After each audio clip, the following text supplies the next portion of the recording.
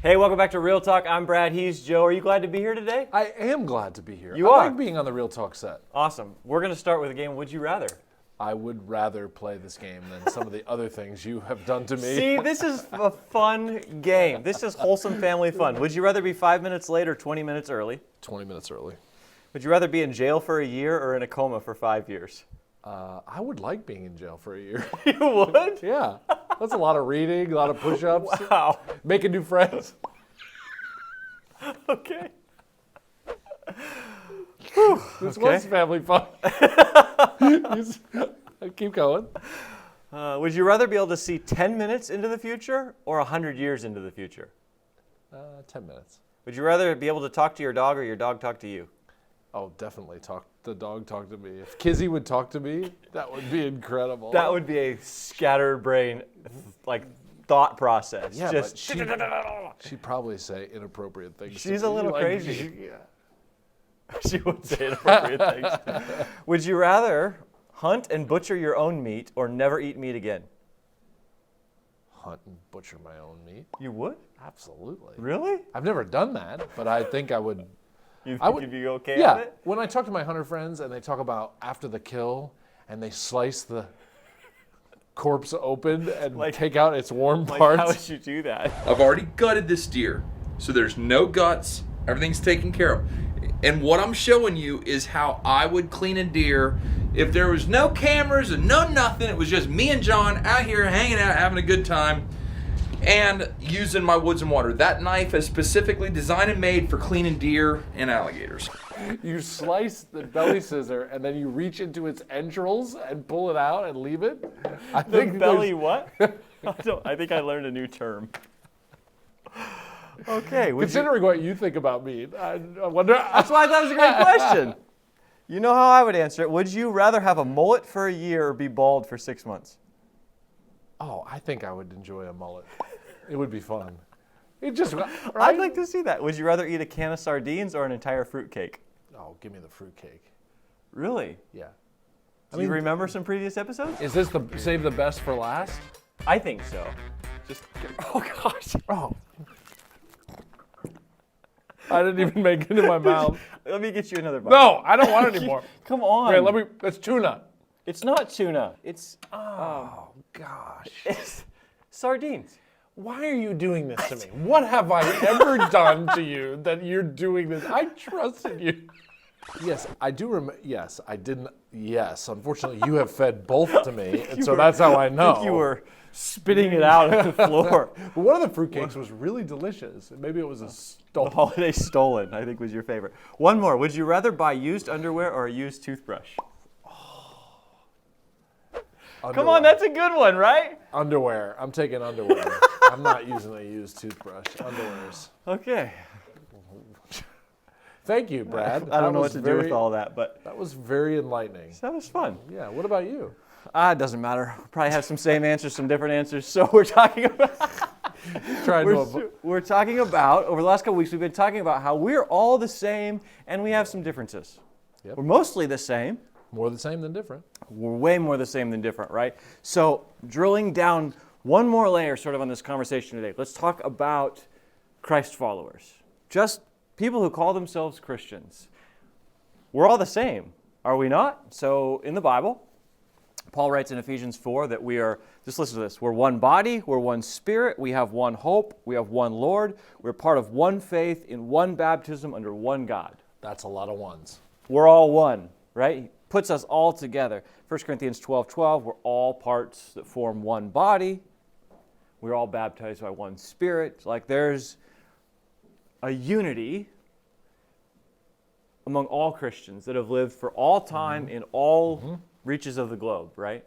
And yet, we're so different. Yes, sir. And What's I up kind of want with to talk that? about why, right? Yeah. Because if we're really one body, one mind, one spirit, how can we be so different and disagree on really important things? People Christians have disagreed in a way that they've killed each other over the centuries, right? So like, Crazy. these are not And minor things. How many stinking denominations and branches and Oh yeah. types and tribes of Yep. Christianity? It's like one. And continue to branch off even further. Oh There's like my more all the gosh. time, right? Non-denom. Like So- we don't yeah, even yeah, want to yeah. be associated with even another church in our town. That's right. We're on our own. That's we right. do our own thing. How is that possible? We disagree on things. Culturally, we disagree on our theology. We just disagree on everything, really. It's almost like we're sometimes not united. We don't seem to be united as one body and one spirit, one mind and one Lord and one hope. And to the outside world, that probably looks a little crazy. Yeah. Because we go, we're one big family of right? God. We're all Christians. Yeah. It looks super So hypocritical. how can we disagree so much? Yeah, probably because of how sinful we are. Is that the first easiest way?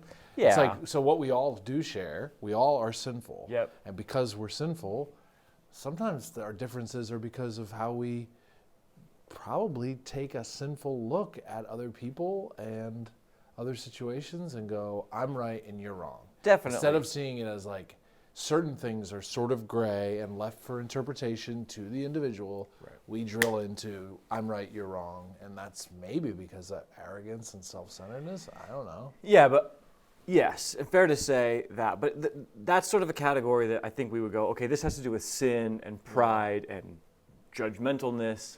But what about things that, like, you and I even, I know that you love the Lord and you want to believe everything that he says is true, and yet we could disagree on things, on all those politically, culturally, biblically. And if we're really of one spirit and one mind and one body, it's like we can read the same Bible. Yep. Like, And I think humbly listen to God. Like, God, your voice, I want to hear your voice in these words, not what I want to see, right? And Joe could hear something and Brad could hear something. How is that even possible? so you're removing the sort of sin component and Yes. going. Assume it's not blatant Yeah. arrogance. So even, is it possible that someone that grows up in North Jersey and someone that grows up in Portland or outside of Oregon, it's like, no, inside of Oregon. yes, Outside of Portland. Yeah. We just, because we see the world differently, even though we're reading the same Bible. I mean, clearly that's what's going on, but Some it's of hard it to is that. understand. Is it also personality? So I'm not sure, but just sort of tease this out. Some of us are just to have different personality types. Are there stripes and brands of Christianity that lend to different personality types? So like certain denominational or Christian tribes are really cerebral. They're very much thought, logic, didactic, take the Bible and scrutinize the language. There's tribes of Christianity that are more geared in that direction. Yeah. And then other tribes that are more geared towards feeling and emotion. Is some of this even personality, even beyond where we grew up and we see the world differently? Is it possible that some of this is even personality? Yeah. Different? Yeah, but even that's almost about the application of truth, though. Like that's how we exhibit our faith. That's how we practice our faith. But there's the fundamentals of it. We could disagree. We could be reading the same Bible and the same passage and come up with different But what do you think? readings of it. You're like, I don't know. I don't know. I honestly, some of this I don't know. And then what happens is it plays out culturally, it plays out politically. So really practical application. In the last year, I have heard Christians say, if you're a Christ follower, you voted for. And I've heard Christians who say, if you're a Christ follower, you voted for. And both think they're right. What the heck? And are completely convinced that if you're a Christian, you would vote a particular way. And I think that people in both camps love the Lord and are trying to hear his voice. I mean, maybe even more specific, it's like, okay, you think of people who have a different opinion on baptism. I mean, some people want to dunk babies, and some people say believer. Is one right or wrong? Is one more true than another? Or the role of women in ministry? I mean, like, what can women do and not do? It's like we're reading the same Bible, and yet we're coming up with such different interpretations. I think some of it could be that there are mystery parts of the Bible. So the things that we hold in common, like go to the Nicene or the Apostles' Creed. We have these truths that are like the creeds, the Apostles' Creed. what branch of Christianity wouldn't believe in the Apostles' Creed? It would be hard-pressed to find a tribe of Christianity that doesn't say the Apostles' Creed is Orthodox Christianity. But everything outside of the Apostles' Creed is left for interpretation, and that's what we wind up fighting about. Yeah. So these mysterious parts are things that the Bible doesn't speak about. Maybe the things are the things that we fight over and disagree and splinter over the most. I'm not sure. Where God's like, hey, maybe you should stay united on the things you have in common, the things that are super clear. Focus on that and be okay with holding loosely some of the other things. But yeah, splintering among believers. Yeah. Fighting. And I'm right and you're wrong. It's not even like my candidate is the only Christian choice. Yeah. And for you to think otherwise, you're like the spawn of Satan. Right. It's not even it's like as if you're outside of orthodoxy. You can't even be a Christian. Yeah. If you think that way about baptism, Yeah. if you think that way about preaching or teaching or about roles of men and women, if you think that way, you're not even in the family. Right. How does it go from we disagree on this to you're not even in the tribe anymore because you're wrong and this isn't orthodox? That's a sinful way of looking at it. I mean, is disagreement okay though in God's family? Like on these things, is there space for that, or we shouldn't have any disagreement? If we're of one spirit and one mind and one body, one hope, should we be disagreeing? I guess Paul and Barnabas had such a big debate. They end up going in different directions, right? Yeah. I mean, and sort of how denominations started in some ways. And that actually served to serve the gospel, like it pushed the advance the kingdom of God because they went in separate directions. So that's God using all things, even whether difficulty. Whether he ordained that or not, or if he worked with it. But Augustine, I think Augustine's accredited with this, the quote that says, "In essentials unity, in non-essentials liberty, in all things charity." Yeah. And that's sort of in our branch of Christianity, in our tribe of Christianity, that's sort of the ethos of who we are as a denomination, in that it's like, okay, there's certain things that are essential that we have to be unified to even say you're a part of the family. And I would put that in the camp of like the Apostles' Creed kind of things. Outside of that, there's liberty to think and not fight over and go, you know what, we're just different. We come from different perspectives. We have different personalities. We have different stories. There's space within Christianity for differing opinions.